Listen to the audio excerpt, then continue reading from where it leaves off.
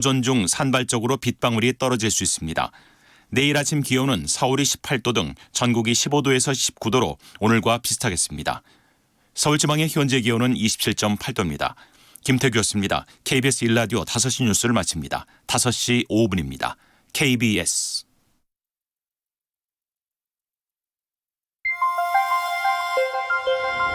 대한민국 중심 채널 KBS 1라디오 Listen, everyone.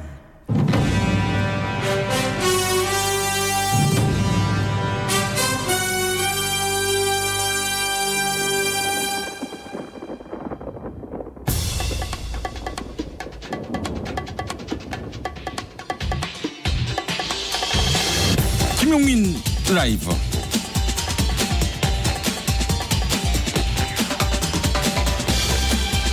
(2019년 5월 17일) 금요일입니다. 안녕하십니까, 김용민입니다.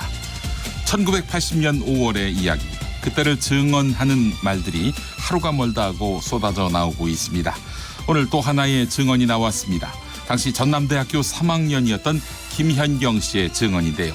도청 상황실에 있었던 김현경 씨는 체포에 대비해 일부 내용을 암호로 표기한 일기를 공개했습니다. 그 일기의 일부분을 보면 이런 내용이 있습니다. 그때 공포감이란 이루 말할 수 없었다. 부끄럽고 부끄러워 태양을 바로 볼 수 없다. 죄스럽고 죄스러워 고개를 들고 다닐 수 없다. 누구도 믿기 어려운 상황에서 혼자 몰래 일기처럼 써내려간 그날의 기록들, 이 귀한 기록으로 또 한 걸음 진실에 더 가까이 다가갑니다. 5.18 광주 민주화운동, 그날의 진실들이 이렇게 하나둘 세상 밖으로 나오고 있는데요.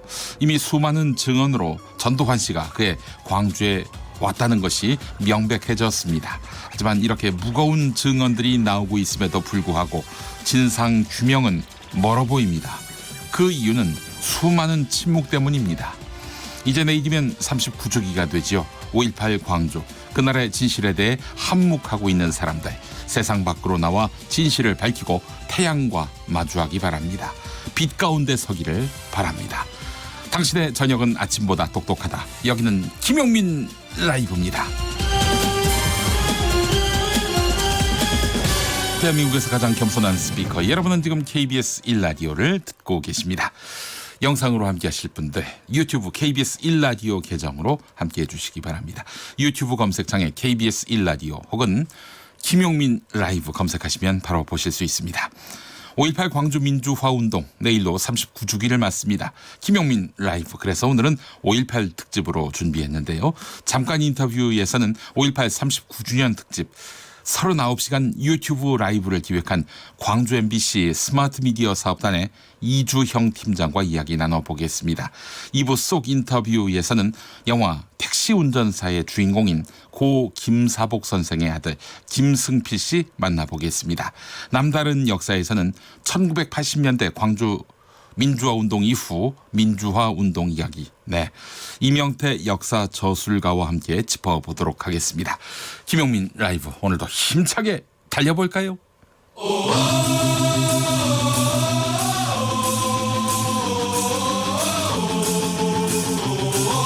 김용민 라이브,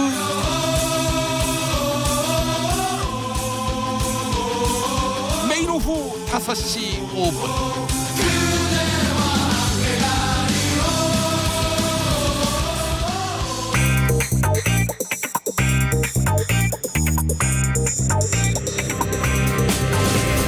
오늘 타임라인을 수놓은 말말말, 김용민 라이브가 수집해서 들려드립니다. 소리로 듣는, 그리고 세상을 읽는 뉴스, 세상의 모든 핫뜨거운 목소리, 그 말말말에 김용민 생각까지도 해서 리뷰합니다. 지금부터 볼륨 업, 귀 쫑긋, 핫 소리. 오늘 바른미래당은 한마디로 난장판이었습니다. 바른미래당 최고위원회의가 국회에서 있었는데요. 손학규 대표 나가라는 쪽과 못 나간다는 손학규 대표의 입장차가 뚜렷해졌습니다. 사실 포문은 손학규 대표가 먼저 열었지요. 어제 자신의 사퇴를 요구하는 당내 세력을 수구보수요, 패권주의라고 질타했는데요. 오신환 바른미래당 원내대표 그리고 바른정당 출신의 권은희 최고위원이 격분을 섞어서 손학규 대표를 맹비난했습니다. 손 대표 미연전 앞에서 말이죠. 주요 발언 들어보시죠. 그런 의미에서 어제 당대표께서 같은 당 동지들을 수구 보수로 매도하면서 원내대표 경선 결과로 확인된 의원들의 총의를 패권주의라고 비난하신 것은 정말 참으로 실망스러운 일이 아닐 수 없습니다. 이미 우리는 지난 5월 8일 의원총회에서 화합하고 자강하고 혁신하자 약속하면서 민평당이든 한국당이든 다른 당과 통합하는 일도 총선에서 연대하는 일도 없다고 분명히 못을 박았습니다. 그런데 누가 도대체 수구보수고 패권주의입니까? 대표님, 이 백드롭 이거 뭡니까? 화합, 자강, 개혁입니다. 자강이 뭡니까? 오원내 대표는 손 대표를 포함한 지도부의 빠른 퇴진을 공약으로 내세웠습니다. 여기서 묻겠습니다. 어느 계파 패권주의입니까? 김용민 라이브. 바른미래당에는 또 다른 권은희가 있습니다. 국민의당 출신으로 광주에 지역구를 둔 국회의원이지요. 자유한국당이 보이콧하고 있는 상황에서 소방공무원의 국가직 전환 법안이 한 명만 동참하면 되는데 그 한 명이 거부하는 바람에 법사소위원회에서 통과되지 못하고 있습니다. 그 한 명이 바로 바른미래당 권은희 의원입니다. 지금 더불어민주당이 추진하는 안은 소방 신규 인력 확충에 필요한 예산을 교부세로 지원하고 예산과 인사 지휘권은 지방자치단체장에게 주는 그런 절충안입니다. 반면에 권은희 의원은 소방 업무 전체를 국가직화하는 방안을 관철해야 한다 이런 입장입니다. 관철이라는 표현 썼죠. 애초 더불어민주당이 내놓은 안도 권은희 의원이 주장하는 현재안과 같습니다. 하지만 지방자치단체장들이 이견을 제시해서 대통령과 함께 조율해서 절충안을 만들었고 이것이 바로 지금의 더불어민주당의 안이 됐습니다. 그런데 권은희 의원은 초안으로 하라. 안 하면 불참한다 이러고 있습니다. TBS FM 김어준의 뉴스공장에 나와서 왜 반대하는지 권은희 의원이 설명했습니다. 들어보시죠. 지자체장들과 대통령이 만나서 합의한 사안이라 이걸 다 원점으로 돌리고 원안대로 하는 게 현실적으로 가능하겠는가 하는 문제는 여전히 남는 것 같고요. 지자체장과 대통령이 만나서 협의한 안이 국회가 따라야 되는 것이 아니라 안전과 재난을 어떠한 국가 시스템으로 우리가 마련해 갈 것이냐, 정책을 운용할 것이냐의 문제이고 비근한 예로 경찰 같은 경우에는 지금 경찰청장을 정점으로 해서 국가가 모든 재정을 지원하고 그리고 효율적인 지휘 시스템을 가지고 있지 않습니까? 치안과 관련해서는 국가가 책임진다라는 그런 정책 판단 때문에 그렇게 운용을 하고 있는 것과 마찬가지로 안전과 재난에 대해서도 국가가 책임을 진다라는 그런 정책 방향을 설정을 하고 움직일 수 있는 그런 부분이고요. 그래서 지방자치단체장과 협의를 했기 때문에 어쩔 수 없는 부분이다라고 변명하기에는 너무 약하다라고 생각을 합니다. 입장은 잘 알겠습니다. 그러면 지금 이 원안대로 안 되면 어떤 상황에서도 회의에 참석하지 않으실 예정입니까? 상황에 따라서는 참석이 가능하다라고 보여지는데. 김용민 라이브. 자유한국당 김연아 의원이 어제 YTN 노종면의 더 뉴스에 나와서 문재인 대통령을 한센병 환자에 빗댔습니다. 상처가 났는데도 고통을 느끼지 못한 채 방치해서 상처가 더 커지는 병이 한센병이라며 문재인 대통령이 국민의 고통을 모른다 이렇게 질책했습니다. 비난 여론이 쏟아지니까 김연아 의원 오늘 국회 정론관에서 머리 숙여 사과했습니다. 어제 YTN 방송에서 했던 발언 그리고 오늘 정론관에서 했던 사과 기자회견 들어보시죠. 한센병이죠. 만약에 대통령께서 본인과 생각이 다른 국민을 같은 국민이라고 생각하시는데 그 국민의 고통을 못 느낀다고 하면 저는 그런 의학적 용어도 쓸 수 있다고 생각이 됩니다. 대통령께서 본인과 생각이 다른 국민을 어떻게 생각하시느냐에 따라서 저는 똑같은 대입을 통해서 대통령에게도 사이코패스가 아니냐고 물어볼 수 있다라는 겁니다. 방송 인터뷰 중에 부적절한 비유로 고통받고 계신 한센병 환우들과 그 가족분들께 심려 끼쳐드린 점 진심으로 사과드립니다. 이유를 불문하고 제가 여러분의 마음에 큰 아픔을 남겼습니다. 저희 진심은 그것이 아니었다고 말씀드린다는 것이 아무런 의미가 없다는 것을 잘 압니다. 이건 전적으로 역사뿐만 아니라 현실 속에도 존재하는 여러분의 고통을 제대로 헤아리지 못한 저의 잘못과 미숙함의 결과임을 인정합니다. 이른바 달창 발언으로 사과한 바 있던 나경원 자유한국당 원내대표가 오늘은 더불어민주당과 민주노총에 장악된 일부 언론사, 민주당 정보원이 있다는 네이버 포털의 공동작품이라면서 자유한국당을 막말정당으로 몰아세우고 있는 현재의 분위기를 비판했습니다. 한국당 인사들의 막말에 대한 국민적 비판 여론이 정략적 의도로 짜여진 프레임에 의해서 조성된 것이다, 이렇게 주장하고 있는 것인데요. 나경원 원내대표 발언 들어보시겠습니다. 5월 17일 원내대 집회 시작하겠습니다. 민노총 장악의 일부 언론과 포털의 자유한국당 극우 막말 프레임이 도를 넘었습니다. 지금 자유한국당 막말 정당 프레임 씌우기에 지금 모두들 혈안이 되었습니다. 제가 지난주 대구에서 발언할 때 저는 이미 충분히 말씀드린 것처럼 그 단어의 뜻을 문재인 대통령 극렬 지지자를 표현하는 용어 정도로 생각했습니다. 그러나 그럼에도 불구하고 그런 뜻으로 통용되기도 한다. 비속어로도 통용된다는 뜻에서 그렇게 또 사용된다고 하기 때문에 즉각 사과했습니다. 그런데 지난주 내내 방송, 신문, 사설, 포털, 또 민주당은 규탄대회까지 하면서 극우 막말 프레임을 썼습니다. 제가 비속어인 줄 알았으면 썼겠습니까? 김용민 라이브. 오늘 시사저널이 인터넷판으로 박근혜 전 대통령과 비선실세 최순실 씨 그리고 정호성 전 청와대 비서관의 대화 녹취 파일을 공개했습니다. 때는 2013년 2월 대통령 취임식 전 서울 모처에서 녹음한 것으로 판단되는데요. 파일에서 최순실 씨는 박근혜 전 대통령 취임사에 대해서 이래라 저래라 할 만큼 막강한 영향력을 과시하는 존재였습니다. 내가 보기에는 하나도 쓸모없다. 취임사에 이거 한 줄도 넣지 말라. 경제 부흥을 일으키기 위해서 뭘 넣자. 꽂히는 얘기를 해야 한다. 이런 조언을 서슴지 않았습니다. 보니까 이 조언은 취임사에 대부분 반영됐습니다. 심지어 최순실 씨는 박근혜 전 대통령에게 지시하는 듯한 말, 자기 말을 박 전 대통령이 잘 이행하지 않으니까 한숨을 내쉬는 이런 말, 이 파일 안에 다 담겼습니다. 가히 최순실 대통령 시대였습니다. 시사저널이 공개한 파일의 일부분입니다. 내일 어떻게 발표하시려면 정리를 하셔야 될 것 같은데. 글쎄, 얘기 안 하셨죠? 거기만 안 했어요. 그러니까 이거네. 부국, 정국, 편국이에요. 그러니까 부국이라는 거는 부자 그런 나라고, 정국이라는 건 바르게 해야 된다. 바른.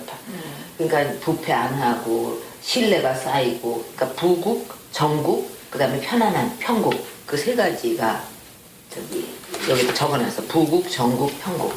편국은? 편국에 들어가셨죠? 편안한. 근데 문화나 이런 거는 편국에 좀 가까울 수 있습니다. 편국은 조금 다른 말로 해가지고 부국, 정국. 하여튼 이건 좀 상의해보세요. 예. 예. 김용민 라이브. 친형 강제 입원 시도 등 직권남용과 공직선거법 위반 혐의에 대해서 어제 1심에서 모두 무죄를 선고받은 이재명 경기지사가 오늘 무죄 후 첫 출근을 했습니다. 이재명 지사는 도청 현관 앞에서 미리 대기 중이던 기자들로부터 검찰이 항소하려고 하는데 어떻게 대응할 것인지 질문을 받았습니다. 그리고 이렇게 입장을 밝혔습니다. 어제 그 검찰이 이해할 수 없는 판결이라고 항소를 예고했는데 2심 준비를 좀 어떻게 하실 예정이신지. 글쎄요. 저는 국가 권력 행사에 있어서 공정성과 냉정함을 유지해주면 좋겠다, 그런 생각이 듭니다. 비록 이제 일정한 의도에 의해서 먼지도 또 오물도 뒤집어 쓰기도 하지만 결국은 실체에 부합하는 결론이 날 수밖에 없는 것이고, 또 그렇게 돼야 정상적인 사회라고 할 수 있습니다. 우리 국민들이 그 한겨울에 촛불을 들고 정권을 교체해가면서 만들고자 했던 나라, 공정한 나라, 모두에게 기회가 공정하게 주어지고 각자의 몫이 보장되는 희망 있는 나라 만들자라는 그 대의를 말하는 겁니다. 정두원 전 새누리당 의원은 잡초 같은 이재명 지사가 대권 기회를 다시 잡고 탄력까지 받게 될 것이다. 이렇게 평가했습니다. 어제 이재명 지사 무죄 선고 직후 KBS 1TV 여의도 사사건건에 나온 정두원 전 의원은 함께 나온 정청래 전 더불어민주당 의원과 함께 이재명 지사의 정치적 앞날을 전망했습니다.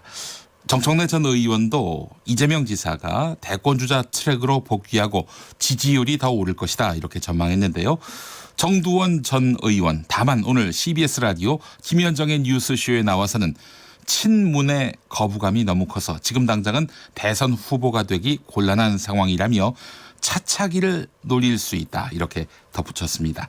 정두원 전 의원의 대권주자 이재명에 대한 전망 들어보시겠습니다. 예상 못했죠. 워낙 검찰 구형이 세가지고 중간 정도는 나오겠지 이렇게 생각했는데 무죄가 나올 거는 정말 생각 못했어요. 그렇죠. 저도 정치를 드라마처럼 옛날에 한다는 얘기 들었는데 진짜 이재명 지사 정치는 드라마 보듯이 재밌어요. 온갖 게 다 있어요.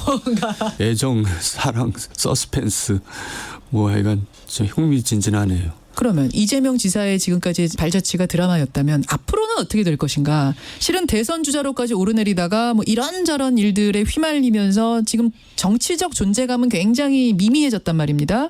반등, 재기가 가능할 거라고 보세요? 어떻게 보세요? 탄력이 붙겠죠. 붙습니까? 네, 탄력이 붙습니다. 그 전보다는 오히려 더 힘이 생길 거죠. 근데 궁극적으로는 후보가 되기는 힘들어요. 대선 후보는 힘들다? 예. 그러니까 이제 친문의 거부감이 너무 커가지고 지금 민주당 사정이 친문이 아니면은 대선 후보가 되게 곤란한 그런 상황이라고 저는 보거든요. 그 이번에는 아니고 차기를 봐야 되겠죠. 차기라 그러는데 차차기가 되겠네요. 바람 어디에서 부는지 손학규 대표를 흔드는 바람 어디에서 부는지. 네, 김현우의 바람 어디에서 부는지 듣고 오겠습니다. 흐려진 눈앞이 시리도록 날리는 기억들 어느샌가 아물어버린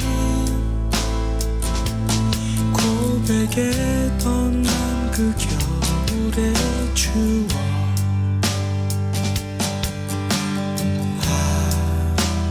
힘겹게 사랑한 기억 이제는 뒤돌아갔으니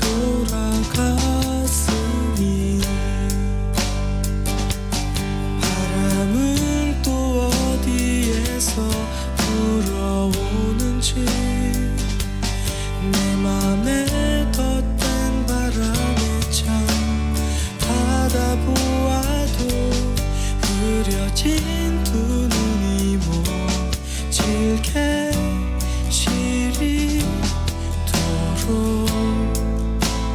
떠나가지 않는 그대 혼자라는 게 때론 지울 수 없는 낙인 같아 살아가는 게 나를 죄인으로 만드네 혼자라는 게 때론 지울 수 없는 낙인처럼 살아가는 게 나를 죄인으로 만드네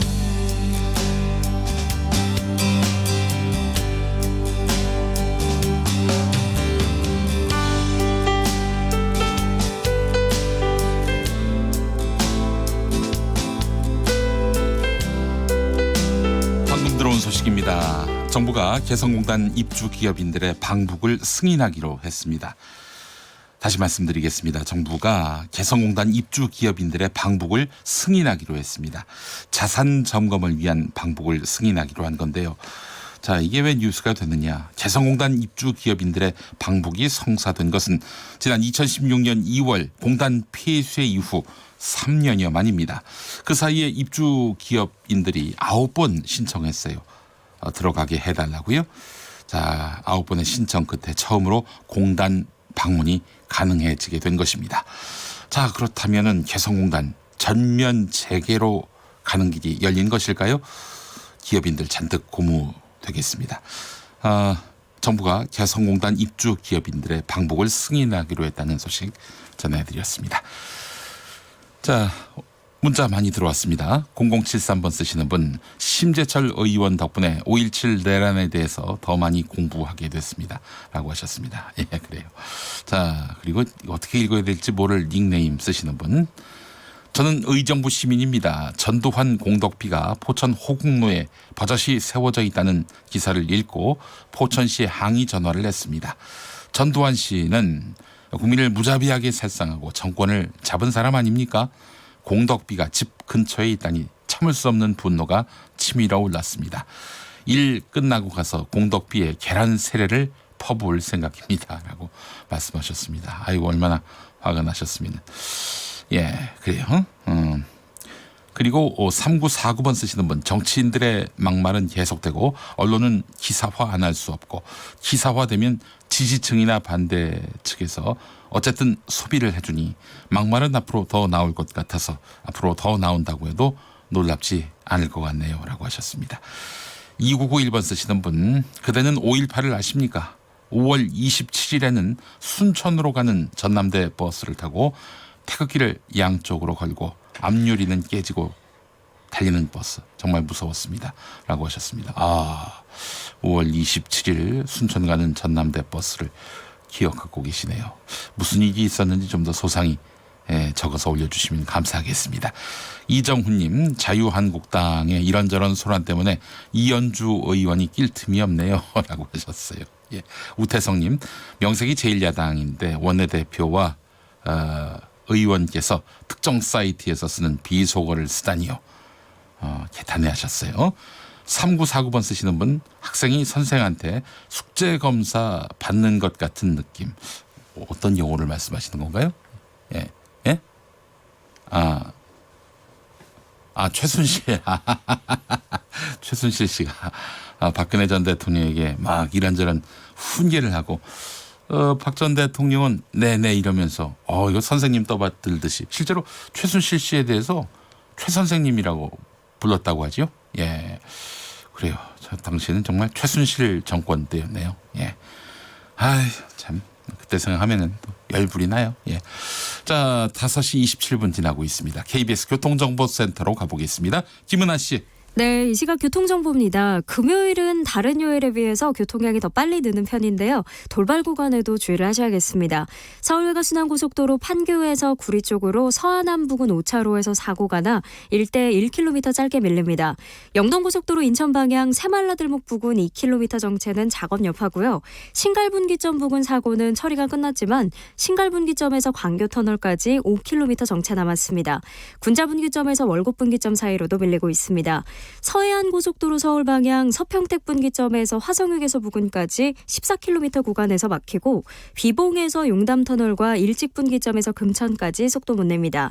중부고속도로 하남 쪽으로도 일죽에서 모가 부근까지 10km 정체고요. 경기 광주나들목에서 중부 1터널 사이와 만남휴게소에서 하남 분기점 일대로 느리게 이동하고 있습니다. 간선도로는 분당 수서로 청담대교 방향입니다. 탄천 1교에서 청담 남단 사이 3차로에 고장난 차가 있어서 탄천나들목부터 밀리고 있습니다.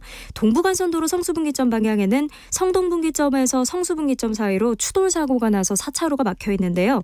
이 여파로 군자교부터 밀리고 있습니다. KBS 교통정보센터였습니다.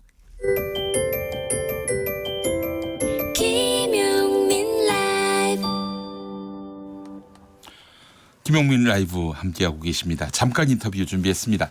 잠시 후 저녁 7시 반부터 광주광역시 금남로에서 5.18 광주 민주화운동 39주년 기념식 전야제가 열립니다.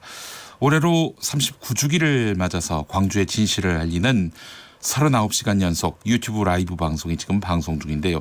이 프로젝트를 기획하신 분 만나보겠습니다. 광주문화방송 스마트 미디어 사업단의 이주형 팀장입니다. 이주형 팀장님. 네, 안녕하세요. 광주 MC 이주영입니다. 예, 광주문화방송에서 하는 일입니까 이거? 네, 맞습니다. 그래요. KBS 1라디오에서 소개를 해드리는 거군요. 아, 고맙습니다. 그래요. 아주 각별한 의미가 있어서 저희가 네. 어떤 행사인가 해서 여쭤보려고 연결했는데요. 39시간 라이브 방송. 이게 유튜브를 통해서 방송되는 겁니까? 네, 오늘 오전 9시부터 지금 방송이 시작됐고요. 현재도 방송 중에 있습니다. 아, 그렇군요. 이번 프로젝트 어떻게 기획하게 되셨어요? 일단은 이거는 사실 광주 MBC는 과거에도 계속 5월이 되면 계기성 특집들을 많이 해왔었거든요. 예. 근데 이게 TV에서 하는 거는 아무래도 광주 전남 쪽에만 이게 소비가 되는 특성이 있었는데 최근에 이제 바뀐 미디어 지형에 따라서 이제 저희도 이런 유튜브 채널을 통해서 이제 기획을 하게 됐고 오늘 39시간 이렇게 라이브를 하게 됐습니다. 예, 광주 MBC 유튜브를 통해서 지금 39시간 그렇죠. 라이브 방송이 이어지고 있다 이 말씀인데 그 네. 39시간은 어떻게 채워요? 저희가 사실은 1990년대 후반부터 이렇게 5.18을 다룬 다양한 다큐멘터리, 공연, 기타 뉴스 보도라든지 다양한 이 컨텐츠들이 있었고요. 그래서 그게 한 100여 편 가까운 컨텐츠들이 있는데요. 그중에서 저희가 엄선을 해서 꼭 이 사람들에게 알려야 될 것들만 선택을 해서 지금 줄여서 그게 대략 한 40여 시간 정도 됐는데 이번에 39주년이기 때문에 이렇게 39시간 라이브를 하게 됐습니다. 네, 과거 필름뿐만 아니라 뭐 기념식이라든지 전야제라든지 생중계도 한다면서요? 네, 오늘 저녁 지금 곧 있으면 이제 얼마 안 있으면 전야제 이제 생중계가 준비되어 있고요. 그리고 내일은 이제 기념식과 그 다음에는 저희 회사에서 이제 하고 있는 5.18 스마트 히어링이라고 직접 이제 그 5.18 때 길을 이제 다양한 시민들 전국 각지에서 모인 학생들이나 시민들이 걷는 이제 그 행사가 있어요. 그것도 저희가 이제 준비를 해서 진행을 하고 있습니다. 예. 근데 말이죠. 사실 광주 민주화 운동 1980년에 태어난 분이 지금 39살이 된 거 아닙니까? 네, 그렇죠. 굉장히 오래전 일이긴 한데 네네네. 최근 들어서 5.18 광주 민주화 운동을 두고 굉장히 관심이 많아졌어요. 국민들의 관심이요. 네, 그렇죠. 네. 전두환 씨 회고록 논란이라든지 자유한국당 의원들의 5.18 관련한 망언 또 공전하고 있는 5.18 진상조사위원회 문제까지 5.18이 39년 전 일이 아닌 것 같아요. 어떻게 보십니까? 사실 어떻게 보면 이제 40년 되고 되게 오래된 상황인데 이게 어떻게 보면 제대로 이제 정리가 안 됐기 때문에 더욱더 왜곡이나 이런 일거러짐들이 일어나는 것 같아요. 사실 아까 말씀하신 전두환 회고록 같은 경우에도 저희도 그거에 대해서 이런 걸 반박할 만한 것들을 컨텐츠를 만들었는데 지역 방송에 한계가 있다 보니 이런 게 멀리 어떻게 보면 널리 퍼지지 않았었던 거죠. 네, 오히려 지금 이제 어떻게 보면 역으로 저희가 유튜브라든가 이런 걸 통해서 더 다양한 그때 관련했던 내용들을 또 다루기 위해서 많이 또 준비를 했으니까요. 이걸 또 봐주시면 좋을 것 같습니다. 언론 상황이 엄혹했던 이명박 박근혜 정부 시절 특히 뭐 5.18과 관련해서는 사실 광주 MBC는 계속 그런 꾸준히 작업들을 해왔었고요. 그랬어요? 해왔었는데 이게 사실 많은 사람들에게 알려지지 않았을 뿐이었죠. 당시 또 서울 MBC는 또 불공정보도 논란의 또 중심에 섰었고요. 그런데 광주 MBC는 5.18의 진실과 관련해서는 뭐 정부가 어떤 정부가 들어섰던 활동을 간에 해왔었기 때문에 사실 지금 이렇게 39시간 동안 라이브 방송을 할 수 있는 컨텐츠들이 모일 수가 있었던 거죠. 근데 사실 저희가 광주 MBC 관계자를 인터뷰하는 이유가 5.18 광주 민주화 운동과 광주 MBC가 무관하지 않아요. 그죠? 네, 그렇죠. 네. 어떤 일이 있었습니까 그때? 저희가 80년 그 당시 이제 불에 탔었죠. 광주 MBC가. 네. 누구에 의해서 불에 탔습니까? 일단은 저희가 알기로는 이제 뭐 그때 그 잘못된 소식을 전하고 폭도들이 이렇게 이제 이런 광주에서 뭐 사태 흔히 말하는 사태로 이렇게 했다라는 거에서 이제 분노한 시민들이 이제 불태웠다고 저희는 알고 있었죠. MBC가 그렇게 보도를 했고 여기에 격분한 시민들, 광주 시민들이 이런 언론은 필요 없다라면서 광주 MBC를 불태웠어요 그때. 이에 광주 MBC로 하여금 아주 이 광주 5.18에 관해서 뭐 시대가 바뀌어도 정부가 바뀌어도 우리의 메시지는 일관돼야 한다. 이 의지를 갖게 만든 게 아닌가 하는 생각이 드는데 어떻습니까? 사실 최근에도 보면은 요즘에 이제 뭐 언론들이 잘못한 일을 하면 흔히들 이제 우리가 속칭 기레기라고 부르잖아요. 그럴 때마다 꼭 소환되는 게 그렇게 하다가는 80년 5월 광주 MBC처럼 불탄다. 이런 이야기들 가장 많이 나오거든요. 근데 이런 죄의식들이 어떻게 보면 저희 선배님부터 저희 후배들까지 그러면 우리가 불탔던 광주 MBC는 어떤 역할을 해야 될까? 거기에 대해서 특히 고민을 많이 하는 것 같습니다. 네, 그런 각성과 별개로 최근에 광주 MBC 방화 사건이 신군부가 투입한 편의대 소행으로 추정된다. 이런 증언이 나와서 충격을 주기도 했습니다. 이건 어떻게 보세요? 그거는 제가 오늘 처음 들어보는 내용이라서. 아, 그래요? 네, 사실. 네네네. 알겠습니다. 하여간 광주 MBC의 그 방화 사건은 5.18 역사의 한 부분이었다. 이렇게 볼 수 있을 것 같고요. 자, 39시간. 일단 그거를 떠나서라도 언론이 잘못했을 때 시민들이 이런 거에 대해서 크게 벌을 줄 수 있다라는 거에서 저희가 항상 경계심을 가지고 항상 그걸 염두에 두고 일을 하고 있다라는 거에는 큰 차이는 없을 것 같습니다. 네. 올해 그 광주에 뭐 극우 단체들이 내려가서 유공자 이름 공개하라 뭐 이러면서 또 말하자면은 뭐 참 이해할 수 없는 행동을 할 것으로 지금 예고하고 있는 상태인데 이 부분은 어떻게 보세요? 글쎄요. 일단 뭐 지난번에도 보면 이제 전두환 씨가 이제 법정에 섰을 때도 뭐 옆 초등학교에서 아이들이 노래 불렀을 때 며칠 뒤에 또 이제 그 극우 단체들이 와서 시위를 하고 또 그랬었더라고요. 이게 어떻게 보면은 그 아이들이 이제 뭐 알겠습니까? 정말 이제 마음에 우러나와서 했을 수 있는 건데 이런 거에 대해서 꼭 항상 보면은 어디 뒤에 뒷배가 누군지 세력이 누군지 찾는 게 왜 그러는지는 전 모르겠어요. 알겠습니다. 자, 39시간 유튜브 방송 준비하시면서 이 1980년 5월 광주 민주화 운동의 진실과 또 역사적 가치를 이제 세상에 알리는 일을 하고 계시는데요. 네, 이 방송 앞으로 어떤 내용들이 또 나오게 될지 좀 미리 말씀해 주시겠습니까? 일단 저희가 사실 저도 이제 광주 출신이긴 하지만 5.18에 대해서 그렇게 썩 많이 알지는 못하거든요. 그래서 저희가 이 39시간 동안에 5.18의 개괄적인 내용부터 그다음에 그때의 피해자분들 그리고 그 뒤의 이야기들까지 다루려고 했고요. 사실 방금 저희 통화 전에 이제 끝났는데 이게 5.18이 단순히 광주만의 일이 아니라 이걸 알리기 위해서 또 많이 희생되신 분들이 계세요. 그렇죠. 그런 분들의 내용들까지 많이 준비가 되어 있습니다. 그리고 7시 10분에는 저희가 전야제를 생중계를 하고요. 그때는 저희 뉴스데스크랑 다양한 내용들이 있을 거니까요. 꼭 봐주시면 좋을 것 같고 또 내일 같은 경우에는 저희가 그 발포 명령자를 찾는 그런 다큐를 저희가 찍은 게 있어요. 이건 저희 보도국에서 촬영을 했던 건데요. 미국까지 가서 2년 전에 했던 건데 닉 플랜 메모라고 그 당시 미국 백악관에서 5.18 때 나눴던 회의록을 저희가 입수를 한 게 있습니다. 그거 관련한 다큐가 내일 오후 5시에 있으니까요. 꼭 잊지 마시고 유튜브에서 광주 MBC 검색하셔서 들어오셨으면 좋겠습니다. 예, 알겠습니다. KBS 1라디오에서 광주 MBC를 홍보하고 있습니다. 홍보하고 있네요. 알겠습니다. 그래요. 광주의 진실이 확실하게 규명되는 그날까지 또 끝까지 노력해 주실 것을 부탁드리겠습니다. 자, 광주 MBC 스마트 미디어 사업단 이주영 팀장 오늘 말씀 잘 들었습니다. 네, 고맙습니다. 네, 광주 MBC는 김용민 라이브 끝나고 나서 유튜브 접속하시면 좋겠네요. 예.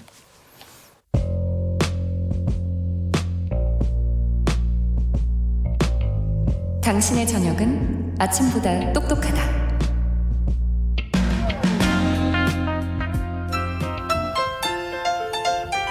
네, 여러분 안녕하십니까? 용용 엄기용입니다. 전속 리포터 석석 불러보겠습니다.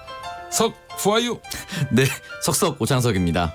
오늘은 어디 나가 있습니까? 네, 저는 지금 나가라 못 나간다 이런 실랑이가 벌어지고 있는 아수라장에 나와 있습니다. 나가라 못 나간다 이게 무슨 얘기입니까? 아니 갑자기 집주인이 세입자한테 방빼 이렇게 말한 겁니까? 네, 방빼 이렇게 한 건 아니고요. 당대표 빼 입니다. 이 바른미래당 최고위원회 현장이군요. 네, 그렇습니다. 손학규 대표에게 사퇴하라 이렇게 외치는 파와 아니다 화합하자 이렇게 외치는 파, 이 두 파가 크게 충돌하고 있습니다. 말씀드리는 순간 오늘의 주인공이 오셨습니다. 손학규 대표님 안녕하세요. 손학규입니다. 나도 박지원 의원처럼 인사하겠습니다. 안녕 못합니다. 대표님 전에 사퇴는 없다 정치적 명운을 걸고 당을 지키겠다 이런 말씀을 하셨는데요. 오늘 심경 한 말씀 해주시죠. 내가 만덕산에서 내려오면서부터 산전수전 안 겪어본 일이 없어요. 단식부터 오늘날까지. 아무튼 저를 이기려면 하나씩 다 붙으십시오. 내 눈을 바라봐. 뚫어지게 바라봐. 미세 뉴스 보세. 오늘의 뉴스는 손학규 대표가 말하는 싸움의 기술. 시사평론가 김수민 씨, 오창석 씨, 어서 오세요. 반갑습니다. 안녕하세요. 예, 그래요. 어이구, 바른미래당 상황. 예, 심상치 않습니다. 아까도 저희가 핫소리 시간에 목소리 들어봤는데 뭐 고성이 오가기도 하고 그렇죠. 예, 날 서서 손 대표에게 아주 이렇게 비난하는 목소리 나가시라 이렇게 압박하는 모습. 아이고 참 보기 너무 민망하더라고요. 이게 사람 면전 앞에 놓고 이렇게 그 사람을 상대로 해서 뭐 욕설은 아니더라도 욕설에 준하는 그런 아주 압박과 비난. 이건 김수민 평론가 말고는 그거를 하는 사람을 보질 못했어요. 제가. 네, 대신에 저는 뒤에서 흉을 보지는 않습니다. 그런 경우는 별로 없고 불만이 있으면 앞에서 이렇게 방송에서도 얘기할 수 있는 그런. 남들 한 대 맞을 거 10대 맞잖아요. 네, 제가 맞는 10대는 남들이 맞는 한 대보다 약합니다. 맷집이 너무 좋아가지고. 네. 옥상으로 저를 아무리 불러봐야 소용이 없습니다. 이러니까 50대 더 맞는 거예요. 자, 그래요. 네. 오늘 바른미래당 상황 설명해 주시죠. 네, 그렇게 맷집들이 있는 정치인들끼리 오늘 최고위원회에서 맞붙었습니다. 오신환 원내대표는 물론이고 하태경, 이준석, 권은희 바른정당 출신 최고위원들이 손 대표의 발언을 지적을 했는데요. 문제가 된 발언들은 이제 손 대표가 반대파 세력에 대해서 개파 패권주의라는 표현을 썼고 또 당을 수구보수로부터 지켜야 한다라고 표현했는데 아마도 이제 이 수구보수는 1차적으로는 자유한국당을 얘기하는 거겠지만 바른정당 계열 인사들이 생각했을 때는 그럼 우리가 뭐 그 자유한국당과 다를 바 없는 그런 수구보수 세력이란 말이냐 이렇게 또 읽을 수 있는 거겠죠. 그래서 여기에 대한 어떤 비판을 하면서 또 사퇴를 하라라고 하는 그런 입장들을 이 바른정당 출신 최고위원들이 얘기를 했고요. 반면에 손 대표가 임명을 했죠. 임명직 최고위원인 그 문병호 최고위원 같은 경우는 여기에 맞서서 그냥 막 사퇴하라고 할 수는 없다. 우격다짐으로 대표를 몰아내서는 안 된다라고 엄호를 했습니다. 문병호 의원도 나름대로 맷집이 있는 분이에요. 그 양반도. 예. 네, 정치인들은 뭐 기본적으로 맷집이 있을 것이고 지금 이제 당내 갈등이 워낙 첨예화돼서 최고위원회 회의라고 해서 점잔을 뺄 수 있는 그런 상황은 또 아니겠습니다. 네, 알겠습니다. 그래서 김수민 평론가가 정치 컨설턴트로서 양측에다가 조언을 한다면. 글쎄요. 이 사실 같이 당을 하고 있다는 것에 대해서 그 무게를 좀 생각을 해야 될 텐데. 이 둘 다 얘기하는 얘기고 손학규 대표한테 단독으로. 손학규 대표요. 네. 한쪽에만 해도 됩니까? 그렇습니다. 자로잰 듯한 중립이. 이따가 또 이제 잠시 후에 또 저 바른미래당 지금 원내대표 오신환 원내대표 등에게 또 하는 컨설팅까지 해가지고 우선 손학규 대표부터. 손학규 대표 같은 경우는 자신의 일단 자리를 지켜야 되지 않겠습니까? 왜냐하면 밀려나면은 그 다음에는 어떤 기약할 수 있는 상황이 아니기 때문에 그렇다면은 이제 앞으로 임명해야 되는 사무총장이나 또 최고위원회 중에서 이제 이미 임명한 임명직 최고위원도 물론이고 좀 열어놓고 상대 정파에게 양보할 수 있는 뭐 그런 이제 좀 빈 공백을 만들어둘 필요가 있거나 혁신위원회 스스로도 공약을 하긴 했지만 그걸 출범시켜서 당내 화합을 이끌어낼 수 있는 그런 조치를 또 해야 되겠죠. 네, 알겠습니다. 오신환 원내대표한테 조언해 준다면? 글쎄 어떻게 보면은 만약에 손학규 대표가 물러나는 경우에 유승민 안철수 공동대표 체제를 다시 염두에 두고 있는 것이 이들 의원들 입장 아닙니까? 안철수 의원이 돌아온다는 보장이 없고 유승민 대표 체제 이렇게 갈 수도 있어요. 손학규 대표를 몰아내고 근데 유승민 대표 체제가 또 몇 달 지나서 위기에 봉착하면 어떡할 것이냐. 그래서 자신들이 당의 주류가 되고 어떤 지도부가 되었을 때 역으로 당내 야당으로부터 받을 수 있는 공격 이런 것들을 감안하면 당내의 어떤 안전판 그러니까 컨센서스를 위한 그런 합의가 필요하지 않을까 그렇게 생각이 되네요. 예, 알겠습니다. 말처럼 쉽게 될지는 모르겠습니다만. 오창석 평론가. 하나만한 정치적 컨설팅이라고 생각되지 않습니까? 글쎄요. 김용민 씨라면은 손학규 대표한테는 상대방을 다 찍어서 몰아내십시오. 이러고 거꾸로 이제 바른정당 출신 인사들한테는 손학규 대표를 반드시 몰아내셔야 됩니다. 이렇게 얘기를 하겠죠. 뭐 그런 좀 결기가 있어야지. 이거 너무 밤이스러운 그런 지금 정치 컨설팅 아닙니까? 근데 바미스러움이라는 것이 나쁜 의미로 서로 간에 욕심을 챙기다가 결과적으로 바미하는 수가 있거든요. 예, 그렇기 때문에 정치라는 거는 합의가 굉장히 중요하고 상대방의 안전판이 되는 것이 나에게도 안전판이 될 수 있다라는 이런 기본적인 이치를 인식하지 못하면 김용민 씨처럼 됩니다. 알겠습니다. 네. 뭐 하여간 알겠습니다. 네. 좋은 감사합니다. 많이 배웠습니다. 정말 많이 배웠네요. 네. 예. 자, 한센병 발언으로 논란을 일으킨 김연아 자유한국당 의원 사과 기자회견을 열었는데 제가 때마침 이 한센병 발언을 하는 방송 생방송을 그 어디 엘리베이터 타다 봤어요. 이거 이 발언 문제 되겠는데 싶었는데 아니나 다를까 큰 파문을 낳았습니다. 네, 오늘입니다. 이제 국회에서 기자회견을 열고 이유를 불문하고 제가 여러분의 마음에 큰 아픔을 남겼다. 진심으로 사과드린다라고 이야기를 남겼는데요. 뭐 어제 방송이었죠. 한인 방송 인터뷰에서 한센병이라고 얘기를 하면서 상처가 났는데 그 고통을 느끼지 못해서 방치해서 그것이 더 커지는 것인데 저는 이걸 대통령한테도 적용할 수 있다라고 보건다. 그리고 또 대통령에게도 사이코패스가 아니냐라고 물어볼 수도 있다라는 발언을 함께 남겼습니다. 문재인 대통령을 떠나서 이 한센병으로 인해서 고통받고 있는 분들, 그 또 가족들, 그분들 생각하면 이런 말하면 안 되죠. 사회적으로 이 혐오에 대한 표현은 함부로 하면 안 된다라고 하는데 이 혐오에 대한 단어는 특정한 집단이 그 이야기를 들었을 경우 정신적이나 물질적인 피해를 입었을 때 우리는 혐오 표현이라고 규정을 하고 있습니다. 근데 한센병이라는 것은 결국은 사회적 약자고 그리고 몸이 아픈 사람들인데 이걸 비유한다는 것 자체가 굉장히 옳지 못한 표현이었던 것 같고 여기에 대해서는 100번 사죄하는 것이 맞다라고 생각합니다. 알겠습니다. 그래요. 그리고 또 상황이 좀 애매한 게 사이코패스라는 단어는 이정미 정의당 대표가 황교안 대표 얘기한 건데 자유한국당 의원이 갑자기 이정미 대표가 아니라 문재인 대통령에게 이렇게 넘긴다는 것 자체도 서로 이렇게 공격이 날아온 곳이 아닌 다른 곳으로 공격을 해버리는 이런 상황도 참 애매한 것 같아요. 이제 문재인 대통령과 이정미 대표가 같은 편이라고 생각해서 그런 거 아닌가요? 네, 뭐 아마 그런 식인 것 같은데 반박을 하면 이정미 대표에게 사과를 요구하든지 또는 반대로 사이코패스라는 단어도 잘못됐다라고 하면 되는데 이걸 다른 것으로 풀어버리니까 더 큰 문제가 발생하는. 일부러 강한 쪽을 공격한 거죠. 날 좀 그만 공격하시기 바랍니다. 저는 사실 비겁해가지고 김용민 씨를 계속 공격합니다. 어디 풀 데가 없어서 스트레스를. 그렇습니까? 제가 그런 사람이 강자로 만들진 않겠다는 의지. 김용민 씨가 강해서 김용민 씨를 일부러 치는 게 아닙니다. 알겠습니다. 죄송합니다. 집에 가서 들어오시면 아마. 칭찬 아니고. 제 자신에 대한 반성입니다. 알겠습니다.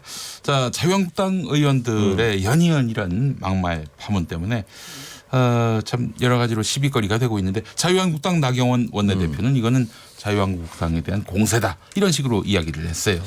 네, 그 자유한국당에게 극우 막말 프레임을 씌우는 것은 도를 넘어도 너무 지나치게 넘었다. 전체주의적 발상이고 이거는 뭐 민주당과 일부 민노총이 장악하는 언론사, 민주당 정보원인 네이버 포털의 공동작품이다. 다시 한번 민주당과 일부 민주노총이 장악하는 언론사. 네. 그리고 민주당 정보원이 있다는 네이버 포털 공동작품이라고. 이게 그러니까 말하자면 일종의 정치 공작이다 이렇게 보는 거네요. 네, 정치 공작이라고 보는데 사실 이렇게 특정하는 것 자체가 사실 정치 공작이 될 수도 있는 거거든요. 네, 막말 프레임을 씌운다라는 것이 억울하면은 그동안 막말한 것이 없는데 호도했거나 왜곡했다라면은 그게 억울할 수도 있습니다. 날조했거나. 네.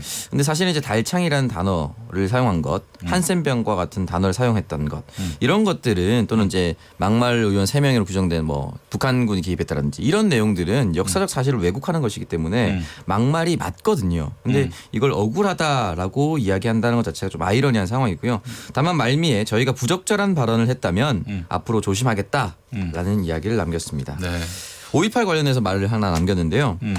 김영삼 전 대통령께서 1993년 5.13 특별 담화를 통해 문민정부는 5.18 광주 민주화운동의 연장선에 있는 정부로 선언했고 5.18 민주운동에 관한 특별법을 제정했다라는 말을 남기면서 이 5.18 광주 민주화운동을 최초로 인정한 건 자유한국당의 전신인 정당이다 라고 이야기를 했습니다. 그렇다면 더 조심을 했어야 되는 것이 아닌가라는 생각이 좀 드네요. 5.18에 있어서는 일관된 목소리를 내야 하는데 네. 당의 의원들이 말이죠. 뭐 무슨 거짓 유공자가 있다는 식으로 이야기를 하고 5.18의 가치를 폄훼하고 확인되지도 않은 또 이미 법원에 의해서 계속 탄핵되는 이른바 북한군 개입설을 들먹이는 지만원 씨를 불러다 놓고 뭐 그렇게 경청하고 말이죠. 이게 과연 5.18 광주 민주화 운동을 그 계승한 그런 정당으로서 할 일인지 이 부분에 대한 또 의문도 있는 거예요. 그래서 그 의원들 뭐 징계한다고 그랬는데 뭐 그게 과연 징계인가? 광주 시민들은 또 상당수가 의문을 제기하고 있고 말이죠. 예, 네, 맞습니다. 알겠습니다. 자, 그나저나 이거 하나 좀 짚어보고 가겠습니다. 이 청와대, 네. 청와대 조만간 식량 지원 계획을 구체적으로 제시하겠다 이러고 있어요. 네. 정의용 청와대 국가안보실장이 오늘 브리핑을 가졌는데요. 조만간 대북 식량 지원의 구체적인 계획을 국민 여러분에게 발표해드릴 수 있을 것 같다라고 밝혔습니다. 식량 문제는 안보 상황과 상관없이 인도적 측면에서 특히 같은 동포로서 검토해야 한다고 생각한다라면서 이같이 밝혔고요. 구체적 방안에 대해서는 다양한 준비를 하고 있다라고 밝혔기 때문에 앞으로 추후 발표할 그럴 내용이 또 있을 것 같습니다. 그리고 한편으로는 트럼프 대통령의 6월 말 방한 이전에 대북 특사가 추진되고 있느냐라는 질문을 받고 정 실장이 특사 파견 가능성은 항상 검토를 하고 있다라고 말했습니다. 지금 남과 북 사이에서 물밑에서 대화가 있겠죠. 네, 대화가 있을 거라고 보고요. 사실은 이제 공동연락사무소를 철회한다고 했을 때도 그다음에 이제 가장 높은 고위급은 빠졌지만 실무진들은 계속 상주하고 있었거든요. 거기에 대한 이제 뭐 그 사무소를 폐쇄한다는 게 아니라 자기 북쪽 직원들 출근 안 시키겠다. 네. 그랬다가 이제 다시 지금 또 출근하고 있는 양상이고요. 네, 예. 그 사무실을 운영하는 뭐 수도나 전기 같은 게 계속 공급되고 있었기 때문에 접촉은 계속해서 이어져 왔다라고 보는 게 맞을 것 같습니다. 이런 와중에 개성공단 기업인들의 방북 신청을 승인했어요. 네. 통일부가 결론을 내렸습니다. 네, 9번째로 제출했었던 방북 신청에 대해서 민원 처리 시한이 오늘까지였습니다. 네. 오늘까지 결정을 내렸어야 되는데 지난번 7차 그리고 8차 방북 신청 당시에는 유보 방침을 공개를 했었는데 오늘은 승인하는 방향으로 결론을 낸 것 같습니다. 네, 그래요. 이 개성공단 재개 이 길로 정부가 방향을 정한 것인지 그것까지 알아야 진정한 평론가 아닐까요? 오창석 평론가. 그렇게 원하고 있는 상황인 것 같습니다. 지금 오늘 이제 개성공단 재개 발표가 아니고 자신에 의한 자산 기업에 대한 확인 내용이거든요. 이제 기업이 어떻게 보존되고 있는지에 대한 확인이 걸쳐지면은 결국은 재개로 가는 포문이 열렸다라고 저는 생각이 듭니다. 그리고 6월 말에 트럼프 대통령이 방한을 하기로 했기 때문에 그 사이에 더 진전된 내용 또는 그때 왔을 때 확실한 내용이 또 발표될 수도 있다라고 생각해요. 자, 그렇다면은 개성공단이 재개된다. 여기 어떻게 오창석 평론가 뭘요? 지금 혹시 공영방송에서 혹시 배팅을 지금 강요하는 겁니까? 출연료 한 달치 벌금 어떻습니까? 청취자 여러분 1855에 0112로 신고해 주십시오. 뭐예요? 불법 사행성 관리감독센터입니다. 제가 김용민 씨 때문에 이곳 전화번호를 외우고 있어요. 그럼 열리면은 한 달분의 제 출연료와 김용민 씨의 출연료를 바꾸죠.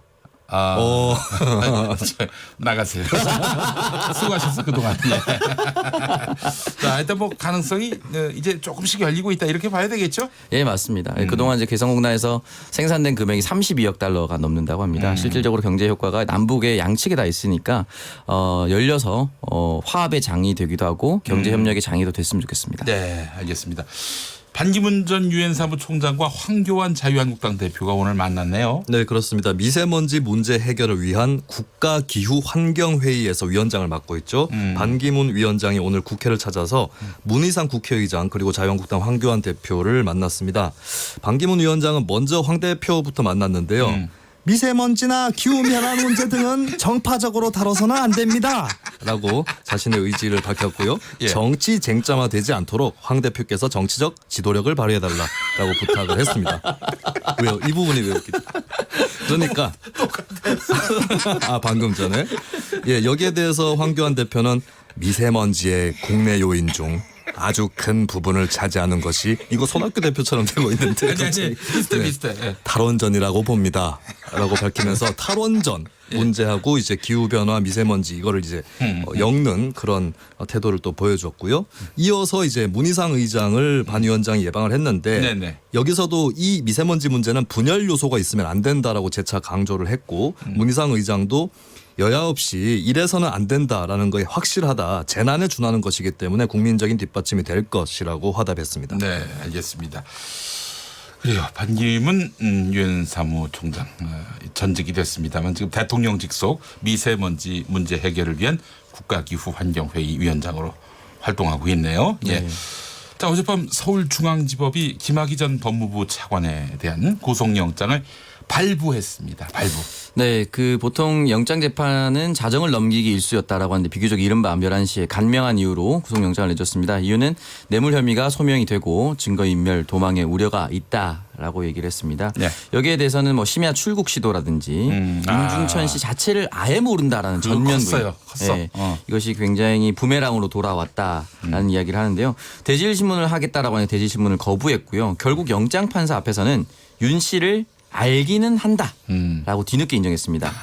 그런데 판사는 오히려 이런 말 바꾸기를 더 분노했다라는 얘기가 흘러나오고요. 예, 그래요. 아니 전직 법무부 차관께서 말이죠. 짧게 하셨지만은 근데 그렇게 구속될 일을 하시는지 모르겠습니다. 예, 알겠습니다. 지금 저 윤정란님이 반기문 전 사무총장 성대모사 조금만 더 해달라고. 네. 이거 민해한수로 해주시면 어떨까?